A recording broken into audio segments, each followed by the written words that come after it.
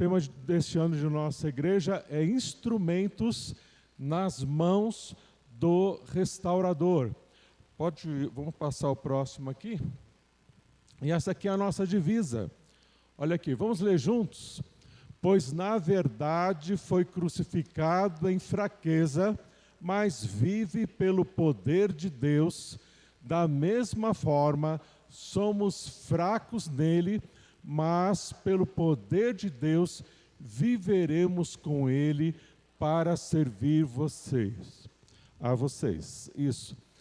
Nós vamos viver este ano todo internalizando, meditando, refletindo e vivenciando este texto aqui, para que você se torne cada vez mais um instrumento de restauração de vidas nas mãos do restaurador. Então, como líder, como salvo, como discípulo, como cristão, é o desejo de Deus que você seja muito usado, muito usada para ser um restaurador e uma restauradora. E nós vamos seguir todo o nosso contexto hoje de capacitação, de fortalecimento, nesse foco. Nós queremos aprender, nos capacitar e vivenciar mais, sermos restauradores nas mãos do restaurador por excelência, que é o nosso Jesus. Então vamos orar e vamos nos colocar nas mãos do Senhor. Pai querido, nós te agradecemos, Deus. Agradecemos, Senhor, pela oportunidade que nós temos hoje, Deus, de nos fortalecermos mais na força do teu poder, para de fato viver pelo poder do Senhor, para servir os outros. Que o Senhor, ó Deus, nos capacite, que o Senhor nos fortaleça agora, Pai, porque nós somos muito fracos e a cada dia, a cada semana, Pai, se a gente não se volta para o Senhor, a gente enfraquece cada vez mais. Por isso, Pai, estamos aqui para sermos fortalecidos no Senhor e na força do seu poder. Por isso estamos entregues ao Senhor, sabendo que o Senhor fará, e nós agradecemos no nome de Jesus. Amém, Senhor. Amém. Nós estamos então nesta série, às quintas-feiras, Fragilidades na Liderança. Quando a gente fala de liderança, a gente não está falando só de quem tem cargo na igreja, de quem que é líder de célula, mas a liderança da nossa vida toda, como você já tem aprendido, que a gente serve como o nosso Jesus serve, e o serviço do nosso Jesus é liderando, sendo alguém proativo que vai fazer o que Deus está mandando fazer, e enfrenta o que for necessário para fazer a vontade de Deus, seguindo a verdade em amor. Isso é o que o nosso texto diz, as fragilidades na liderança, nós somos fracos.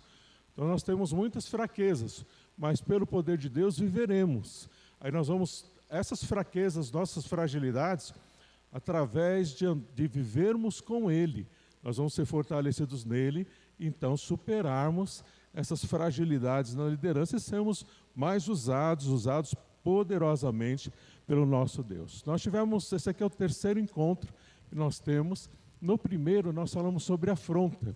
Os irmãos lembram como a gente reagir às afrontas.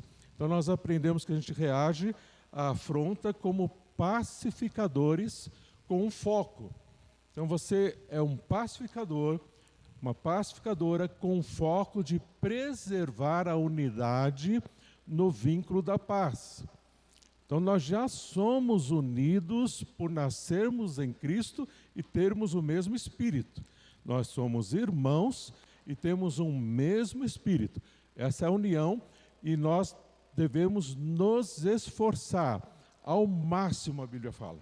Todo esforço para preservar a unidade do Espírito no vínculo da paz. Então, qualquer desavença, desunião que haja na sua família, na nossa família espiritual, aqui você precisa se esvaziar, se esforçar, fazer de tudo o que precisa ser satisfeito satisfeito não é a sua vontade, satisfeita a sua vontade, o seu ego, a sua razão, mas a unidade, a comunhão tem que ser preservada a qualquer custo, porque custou o sangue de Jesus e você e eu somos convocados, direcionados, instruídos para manter a unidade no Espírito no vínculo da paz. Mas a gente não é nada fácil, nós não somos nada fácil, então nós precisamos buscar poder para poder viver unidos. Porque se for depender da nossa força, se for o esforço na nossa força, a gente já está perdendo e só vamos perder.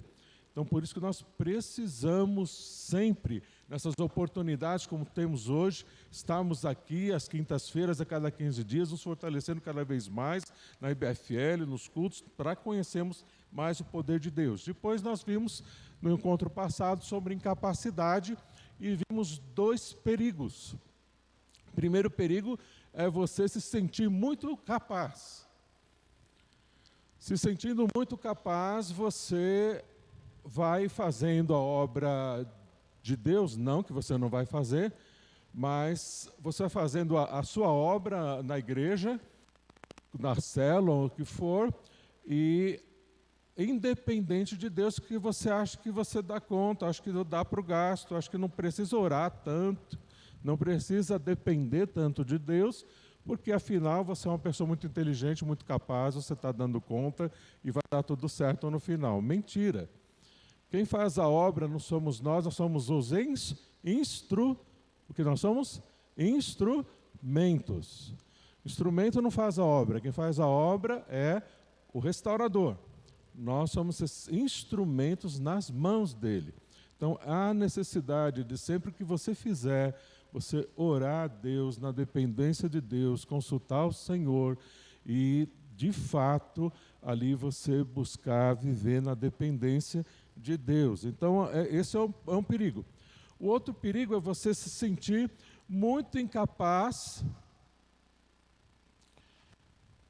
sem depender de Deus também. Aí falar, eu sou muito incapaz, eu não consigo, e não busca, não confia que o poder de Deus vai te capacitar. Então eu tenho limitação, eu sou muito fraco, muito, como é que fala, que a pessoa fala, muito tímido, muito tímida, não vou conseguir, mas quando a gente busca o poder de Deus, e Deus vai nos mostrando os dons que Ele deu, ou dá dons, desperta dons, a gente vai fazer. E principalmente na célula. A célula é um ambiente maravilhoso para a gente começar a arriscar fazer alguma coisa. Então ali você vai fazer um devocional, você vai fazer uma oração, você vai ali fazer um quebra-gelo, você fazer alguma coisa ali que você começa a perceber que Deus começa a te usar. E vai quebrando aquelas barreiras e logo logo você está sendo usado aqui no culto de quinta-feira, no culto de domingo de manhã, no culto de domingo à noite, e está servindo e está discipulando vidas, e aí Deus vai te capacitando. Então é necessário a gente não cair em nenhum desses dois perigos, mas viver na dependência de Deus, aí a gente vai ser capacitado por Deus. Mesmo quando você agora mais capacitado por Deus, você vai trabalhando em vidas, você se dá por às vezes, você se lasca toda para cuidar de alguém e aquela pessoa vira as costas para você, ou trai você, te deixa na mão. E aí você investiu 1, 2 anos na vida daquela pessoa e não tem, acho que, coisa mais difícil para um líder, para quem cuida de vidas, enfrentar do que uma decepção em que você tem um discípulo que você investiu muito da sua vida e ele deixar os caminhos de Deus, ele não corresponder, isso é muito triste. Então, essa é a razão, vejo uma das razões principais, porque nós nos sentimos, às vezes, incapazes, ou muito fracos, porque a gente investiu tanto naquela vida e aquela vida não deu certo, não continuou, não frutificou. Então, aí às vezes a gente começa a desanimar e se achar. Então, nós não podemos nos basear na reação das pessoas e nem nos resultados. Nós precisamos simplesmente depender de Deus. É o que Deus vai fazer. E o que aquela pessoa vai fazer. Em contrapartida, outros que nós cuidamos estão crescendo, estão avançando, estão sendo abençoados.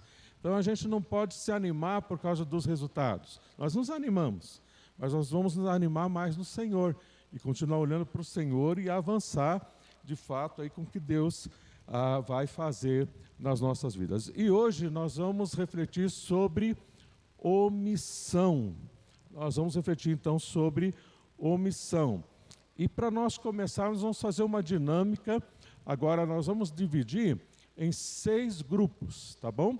Nós vamos dividir em 6 grupos e eu já vou explicar para os grupos o que a gente vai fazer. Eu vou contar agora de 1 até 6, nós vamos dividir nesses 6 grupos para a gente refletir um pouquinho aqui sobre esse tema, omissão, e eu já vou explicar para os irmãos. Vou dividir primeiro.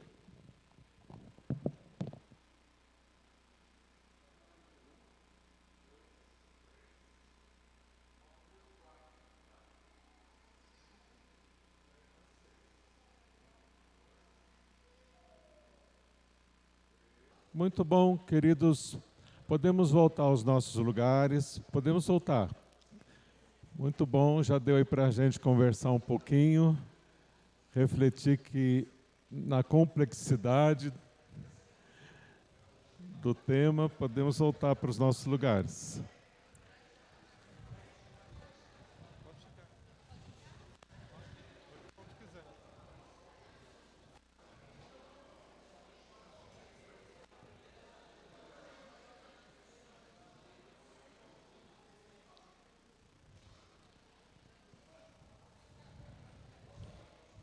Muito bom. Eu queria ouvir agora de quem quiser nos ajudar, à luz da palavra de Deus, o que podemos identificar nas atitudes de Pedro. Quem poderia dizer aí para nós? O que você identificar com qualquer pessoa? Quem quiser falar, pode falar. O que você identificou aí nas atitudes de Pedro?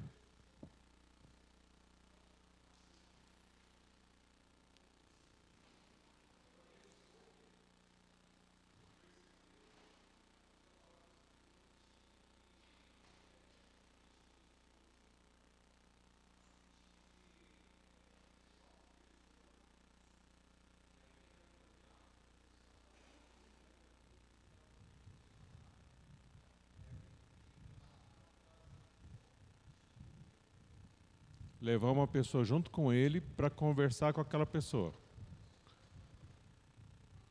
Os irmãos acham que está certo? Ele tá...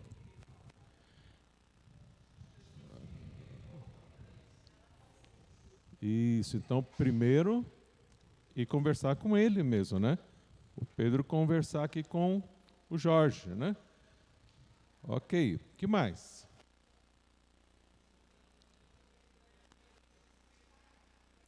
Ele era um líder que despreparado, né? Precisava voltar para o Lidere 1. A classe do pastor. Tá bom, tudo bem.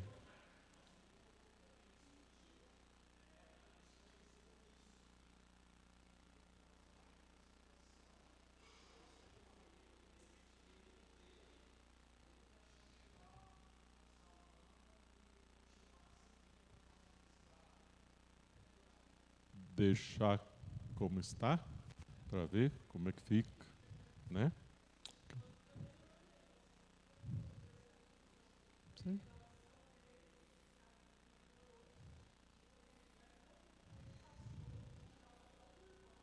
Uhum.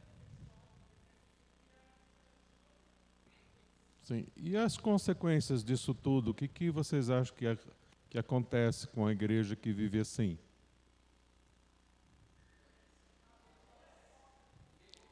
Você ia trabalhar com esse irmão, ia chamar para a sua equipe, você ia ter a alegria de trabalhar, ou com o Pedro ou com o Jorge, Acho que nenhum dos dois, porque um é omisso, o outro é omisso também, e tudo aí está do jeito completamente fora, né, do que a palavra de Deus nos ensina, como deve ser essa atitude. Mas isso pode ser muito comum acontecer. Se você já viu acontecendo, se você vê acontecendo, se acontece com você algo semelhante, então tem tudo a ver o que a gente vai refletir hoje. Pode falar, irmão.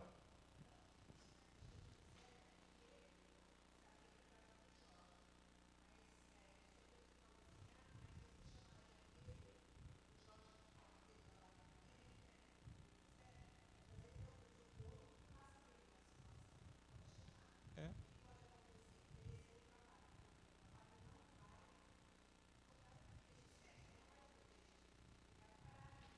Uhum.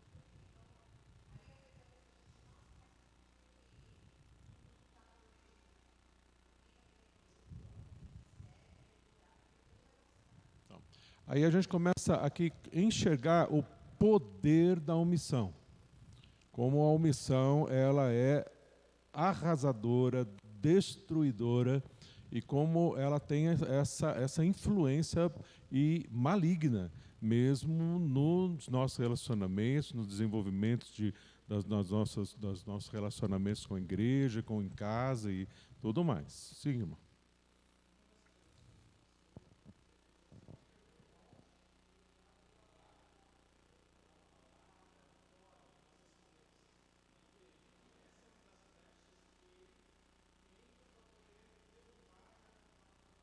Com certeza, com certeza.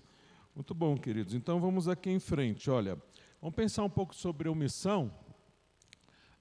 Eu fui pesquisar o antônimo de, não Antônio, mas antônimo de omissão, o contrário de omissão. E eu fiquei surpreso, porque o conceito secular chega muito próximo ao conceito do que é o propósito nosso aqui hoje, que omissão é o contrário de omissão é cuidar. É dedicação em cuidar. Interessante, né? Isso é uma definição secular. O contrário de omissão é cuidar. Dedicação em cuidar. Então a gente pode, como líderes, ter essa atitude de cuidar. E nós vamos focar mais nessa questão do relacionamento. A gente pode se omitir como líder em diversas áreas da vida, mas nós vamos focar nessa questão do relacionamento, que é o que mais, vamos dizer, destrutivo no meio das nossas células, no meio da igreja, no meio dos nossos grupos, dos trabalhos que a gente tem na igreja, relacionamentos, né? Agora vamos ver onde começou. Onde você acha que começou a omissão? Onde será que começou a omissão? A omissão, ela começou no silêncio de Adão. A omissão, ela começou no silêncio de Adão. E por causa do silêncio de Adão, você lembra, né? O diabo tentou a Eva chegou para Adão, comeu o fruto e ofereceu para ele. E o bananão, omisso que só, comeu. E Deus tinha ordenado para ele estar sendo líder, para ele estar tendo aquela atitude de governar, de liderar, como Deus trouxe o propósito muito claro para Adão. E a hora que ele deveria falar, não vamos comer o nosso Deus e tal, ele ficou quieto. Silêncio, calado. E comeu também. E as consequências disso? Você sofremos todos nós até hoje. Eu e você sofremos por causa da omissão de Adão. Talvez o pecado, gente, que tenha mais consequências destrutivas seja o pecado da omissão. No Antigo Testamento nós temos vários exemplos de omissão. Davi, por exemplo. Davi, quando ele chegou diante do gigante, ele se omitiu? Não. Ele partiu para cima no poder de Deus, venceu o gigante. Mas quando ele já era rei, ele devia estar na batalha, mas ele não foi para a batalha e na ociosidade ele caiu em adultério. Se omitiu, ele deveria estar na batalha. Se omitiu de estar na batalha, na ociosidade, caiu em adultério. Rainha Esther, por isso, Rainha Esther, ela foi colocada ali como rainha por Deus, num momento crucial em que o povo estava sendo perseguido, ali ia ser perseguido pelo rei, e ela estava ali naquele momento crucial para interceder com o rei pelo seu povo. E quando ela intercedeu, o povo foi poupado. Naquela hora, ela foi colocada como rainha para isso. Se ela se omitisse, o que ia acontecer? Mas ela não se omitiu e por isso o povo foi salvo. Também a gente tem Eli. Eli, você sabe da história, Eli tinha os seus filhos e ele era muito omisso para com os seus filhos rebeldes. E o que aconteceu ali foi que os seus filhos foram mortos, a arca foi roubada, foi levada embora, e quando deram a notícia que a arca foi embora, ele estava sentado na cadeira, ele caiu da cadeira, quebrou o pescoço e morreu. Consequência do quê? Da própria omissão de Eli. Então nós vemos hoje muitas famílias em desgraça por causa da omissão do pai, por causa da omissão da mãe, por causa da omissão dos filhos. E igrejas também sendo destruídas por causa da omissão dos líderes da igreja, principalmente em verem situações semelhantes à qual nós aqui fizemos essa dinâmica, e se omite como aquele que se omitiu ali ficou na dele porque, olha, não é comigo. Né? Se eu mexer, ele é muito popular, é da família tal, é não sei o quê, eu não vou me envolver. E nessa omissão acovardada, aí a igreja vai sendo destruída. A gente se move e tal, e a igreja não sai do lugar. Agora, onde há união, o que acontece? Onde há união, Deus ordena a bênção. Então a gente sabe disso. Então a gente precisa, a ministração de bênção de Deus, aqui da nossa igreja ser abençoada, está nas mãos das pessoas que estão aqui dentro desse templo hoje. Um outro que faltou aí, mas são os líderes aqui, os irmãos principalmente, que têm isso nas suas mãos. Eu e você. Cabe a mim, a você e a cada um de nós, como líderes das nossas casas, como líderes que somos na igreja de Deus, imitando o líder servo Jesus, de fato aprendermos e nos dispormos a superar toda a omissão, principalmente no que diz respeito a ajudar irmãos, a restaurar irmãos, a ajudar esses irmãos, de fato, a vencerem os seus pecados, a se fortalecerem, a se livrarem, porque todos nós somos pecadores, estamos todos no mesmo barco e precisamos nos acolher uns aos outros, e uns aos outros, e uns aos outros. Lembra o ano passado? Todo segundo semestre, a mutualidade de uns aos outros, a gente aprendeu demais isso. A gente está escolado uns aos outros em mutualidade. Então você sabe o que fazer e como fazer. Agora, o que está por trás da omissão? Por que a gente se omite? O que está por trás da omissão é a motivação. O que está por trás da omissão é a motivação. É o que nos motiva, é o que nos impulsiona. intenções do nosso coração ali, a gente então, que nos motiva, nos faz ser omissos. Por exemplo, uma motivação, o egoísmo. Aí a frase pode ser: não quero me envolver. Por causa do que é egoísta, né? Ou outra motivação, o orgulho. O que vão pensar se eu? O que vão pensar? Ou eu não vou me humilhar a tal ponto. Isso é orgulho. Ou não vai tratar, não vai ajudar por causa de outra motivação, que é a amargura. Porque a pessoa tem uma mágoa contra aquela pessoa, está magoado com aquele, com aquela, ele não vai querer ajudá-lo, restaurá-lo, porque está magoado. Aquela pessoa às vezes feriu a ela própria, então estou ferida, estou magoado, não vou querer o bem dessa pessoa, quero tirar a minha forra aqui, quero me vingar. Não quero. Então, por causa da amargura, é outra motivação que nos leva à omissão. Outra pode ser inveja, né? Essa pessoa não merece. Eu mereço. Inclusive, ter o que ela tem, eu mereço. Ela não merece.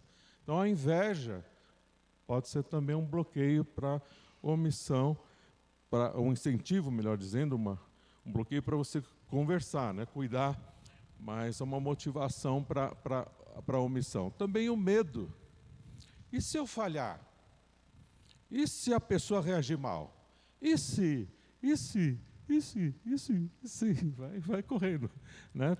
É medroso, covarde. Deus nos deu um espírito de covardia, né?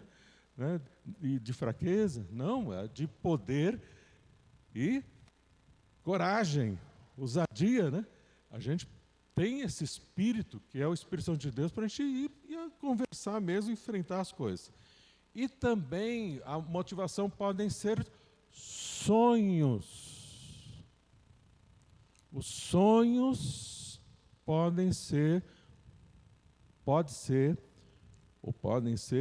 uma motivação para a omissão.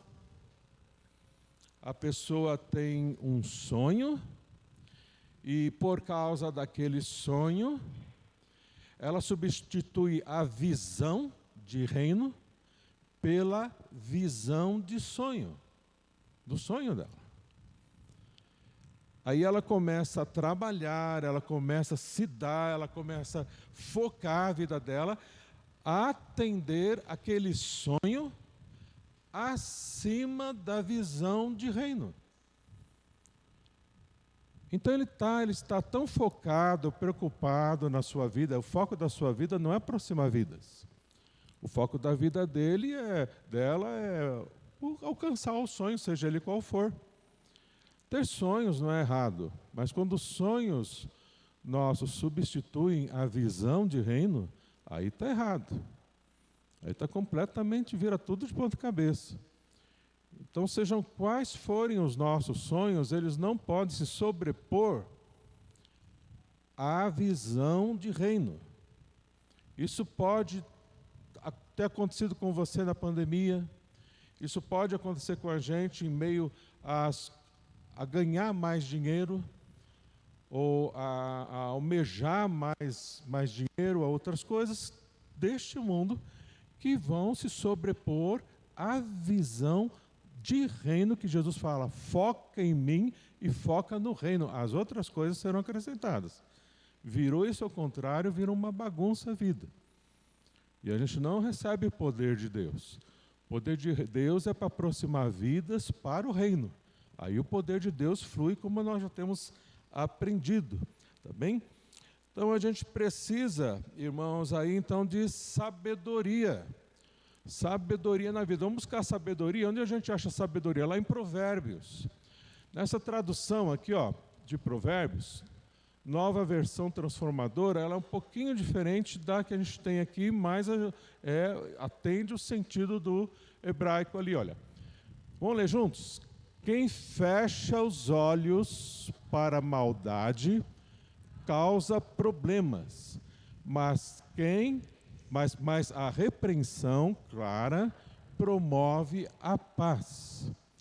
Então, às vezes a pessoa não quer conversar, tratar com outra pessoa para evitar problemas. Então, eu não vou conversar com a minha esposa, eu não vou conversar com o meu marido, eu não vou conversar com o irmão lá, porque se eu conversar, vai dar problema. Então, para evitar problema, deixa estar para ver como é que fica. E vai deixando, né? Mas acontece que lá adiante, o problema se multiplica num problema muito maior ou muitos outros maiores problemas. E a gente então começa a se embaraçar em casa, na igreja, chega uma hora que está um embaraço só.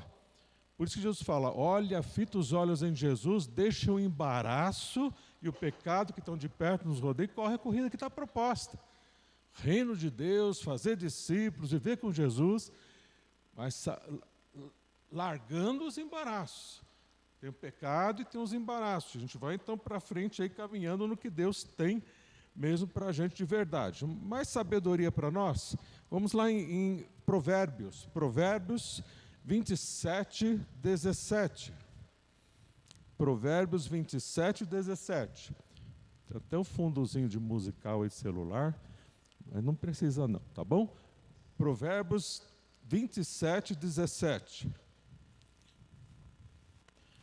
Assim como o ferro afia o ferro, o homem afia o seu companheiro. Então, o ferro afia o ferro. Quando você vai afiar alguém, afiar um irmão, afiar uma irmã, afiar o marido, afiar a esposa, isso causa atrito. E também, às vezes, causa dor. Mas qual é o resultado? Os dois se tornam úteis nas mãos de Deus como instrumentos, porque são instrumentos afiados. Então, como o ferro afia o ferro, assim o irmão afia também a vida do outro irmão, procurando que o irmão seja útil, para que o irmão seja restaurado, para que o irmão melhore. Então, a gente não vai adiar o cuidado, nós não vamos adiar essa dor, a gente não vai adiar. Então, porque fica assim, às vezes, uma coisa que vai doer, então a gente tem a tendência de deixar e adiar isso, né? Não vou adiar. Eu vejo lá, eu vou conversar com o irmão, com a irmã e tratar isso o mais breve possível, debaixo de oração, e nós já vamos ver aqui como a gente faz direitinho. Então você vai tratar o que precisa ser tratado e o mais rápido possível, porque é necessário, mesmo que gere certo desconforto, mesmo que seja difícil, é necessário se conversar. Então, como é que a gente vai fazer isso? A gente vê ali em Gálatas capítulo 6, na sua Bíblia ali, Gálatas 6:1. Abre lá a sua Bíblia para a gente acompanhar. A gente já aprendeu isso, é só recapitulando aqui rapidinho, só para a gente seguir aqui o raciocínio correto.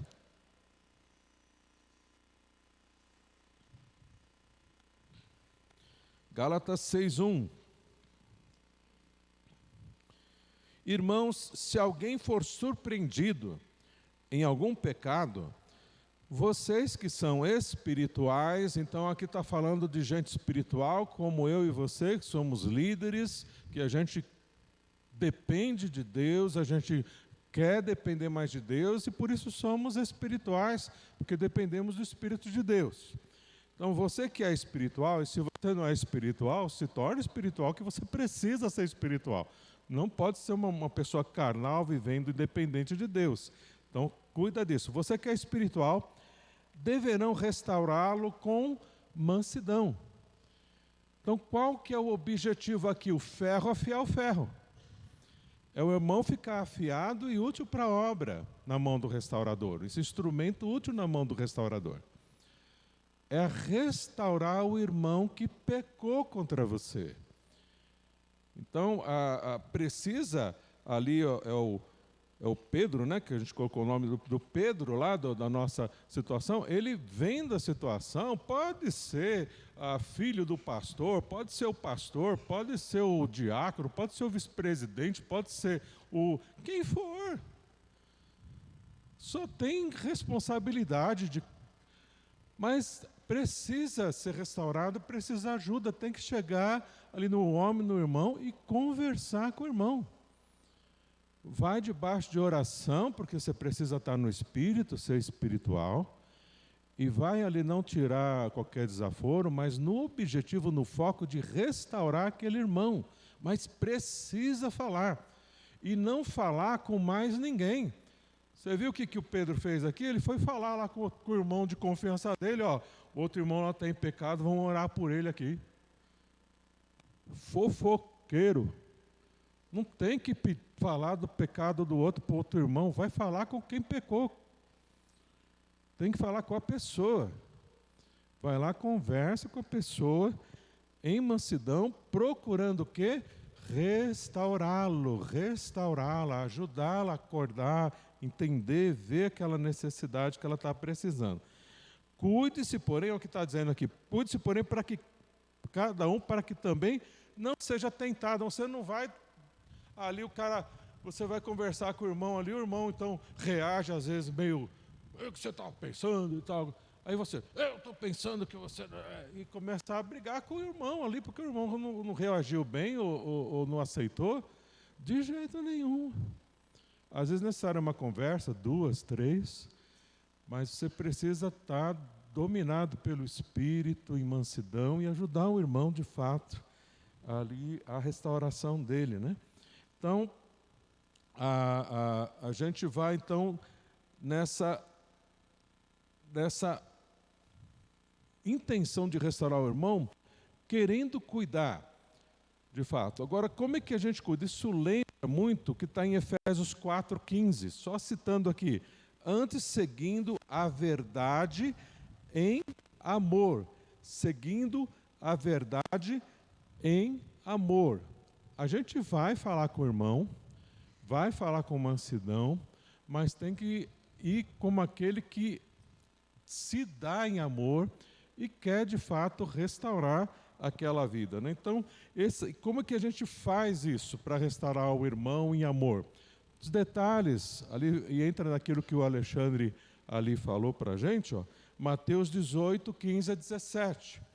Você também conhece, só a gente está revisando aqui, porque isso é muito importante, está decore e salteado os passos, esses degraus que você precisa galgar em ajudar na restauração de um irmão e de uma irmã na igreja. Então, você precisa estar muito claro, você precisa saber decore e salteado. Como você sabe, assim, um plano da salvação, você tem que saber isso aqui, é importante, porque são várias necessidades sempre que a gente está, como principalmente líder de célula, você que lida com pessoas, que você que quer cuidar de vidas, você lida com isso aqui toda semana.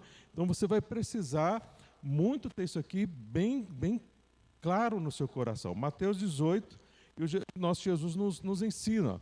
Se o seu irmão pecar contra você, vá e a sós com ele. Então, no princípio, não é para levar ninguém. Você vai sozinho com ele, com ela ali e tal, e conversa com o irmão, conversa com a irmã. Mostre-lhe o erro. Se ele ouvir você, se ele atender, poxa, obrigado, poxa, me perdoa e tal, e o irmãozinho ali, a irmãzinha se arrepender, você ganhou um irmão, o irmão se restaurou, que bênção, que vitória, glória a Deus e tal. E acontece muito isso. A tendência maior, quando você vai debaixo de oração, você vai em amor, a tendência, na maioria dos casos, é a pessoa ouvir, atender e agradecer até. Eu não via, não estava vendo, estou chegando, estou mal mesmo, me ajuda. E aí aquilo é a bênção na igreja de Deus, e as coisas vão acontecendo na bênção de Deus ali, porque de fato você está cuidando, você está fazendo a vontade de Deus. Mas se ele não ouvir, se ele endurecer, você conversou uma vez, conversou 2, conversou 3, foi lá, ajudou e tal, e a pessoa não quer se emendar. Então o que você vai? Aí sim, leve consigo mais duas outras pessoas, para que elas sejam testemunhas, de modo que qualquer acusação seja confirmada pelo depoimento de 2 testemunhas ou 3 testemunhas. Se ele se recusar a ouvi-los, nem assim a pessoa quiser, aí sim conte a igreja. Então aí você abre com o pastor, abre com...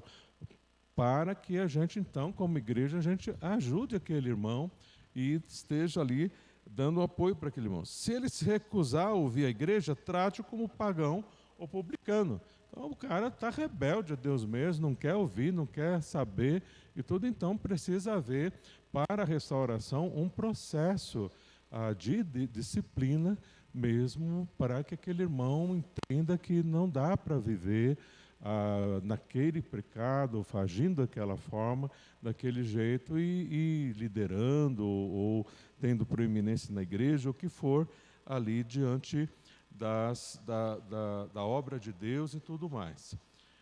Então, muito já pode ser resolvido na primeira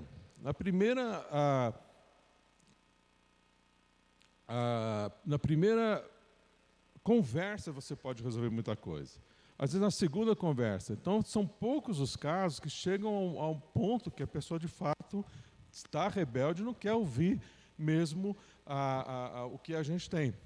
Então, mas quando a gente vai caminhando mais, e a gente vai concluir com isso, quando a gente vai caminhando mais para entender de fato o que é o contrário, o antônimo da omissão, não é só o cuidar e a disposição no cuidar, mas o contrário mesmo, biblicamente de uma forma mais completa, o contrário de omissão é compaixão. O contrário de omissão é compaixão. Então, eu e você como líderes, nós precisamos olhar as pessoas com os olhos de Jesus. Jesus, sempre quando olhava as pessoas, ele olhava com compaixão. Ele olhava aquela pessoa, e ele, como Deus, ele via tudo. E ele sabia que aquela pessoa, a realidade mesmo dela, ele sabia. E ele sondava, mas com extrema compaixão. Com um olhar acolhedor, com uma atitude corporal, de alma, de todo ser, de acolher aquele irmão, aquela irmã, cheio de misericórdia, cheio de compaixão. Você não está aqui para fazer valer a verdade. Você não está aqui como um juiz. Nós estamos aqui para acolher vidas machucadas, pessoas destruídas, pessoas que precisam muito de nós. E isso não falta, pelo contrário, muita gente. Então, você como líder, sabiamente, precisa tratar essa questão da omissão na sua casa, onde você estiver vendo que você está se omitindo, principalmente no trato com as pessoas, no cuidado com as pessoas, buscando de Deus, imitar Jesus com o seu coração cheio de compaixão. Fechando com um versículo que a gente não vai precisar falar mais nada. Está em Tiago 4:7. Tiago 4:17, melhor dizendo. Tiago 4:17.